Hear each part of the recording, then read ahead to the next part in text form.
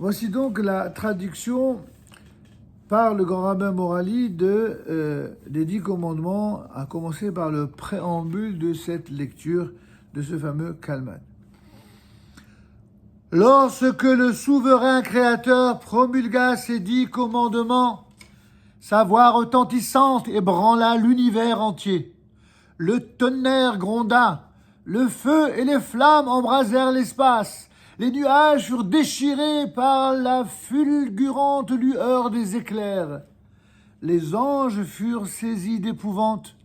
Les cieux tressaillirent, la terre trembla, les montagnes vacillèrent, les vagues s'arrêtèrent brusquement au milieu des mers, les fleuves se détournèrent de leur cours. Le soleil, la lune et les étoiles suspendirent leur mouvement. Les palais s'écroulèrent, les bêtes fauves et les animaux domestiques furent frappés de terreur.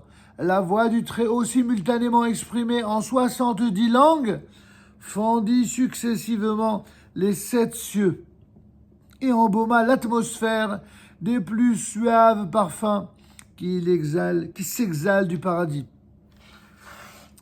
tels que ceux du musc, de l'ambre, du camphre, du bois d'aloès et des meilleures plantes les aromatiques, tandis qu'une éblouissante lumière inondait le monde de ses rayons. Dès que les sons puissants de la parole divine furent perçus, l'unité absolue de l'être suprême fut solennellement proclamée, ainsi qu'il est écrit dans la sainte et vraie Torah.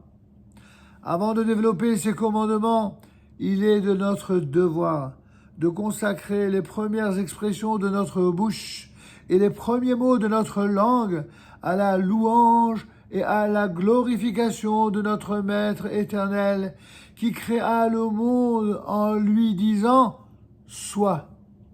Et il fut, qui étendit les cieux par sa seule parole et appela le néant à l'existence. Je suis le premier, je suis le dernier, nous dit-il, par l'organe du prophète Isaïe, que la paix soit sur lui. Or moi, point de Dieu. Ma majesté réside dans les cieux, et ma force se manifeste au-dessous et au-dessus des eaux. Je suis l'Éternel qui ai choisi les fils d'Israël parmi toutes les nations. Je les ai appelés mes élus. Je les ai fait transporter sur des ailes d'aigle. Je les ai dirigés vers le mont Sinaï. Je les ai dotés de mes lois. Je les ai distingués des autres peuples.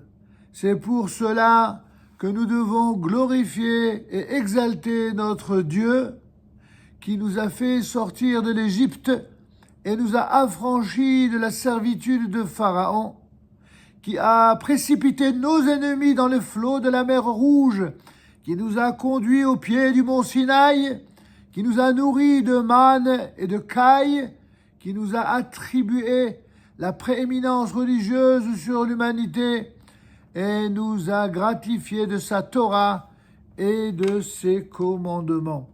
Que l'Éternel Dieu de nos pères nous multiplie 1000 fois plus que nous sommes et qu'il nous bénisse suivant cette promesse qu'il a faite.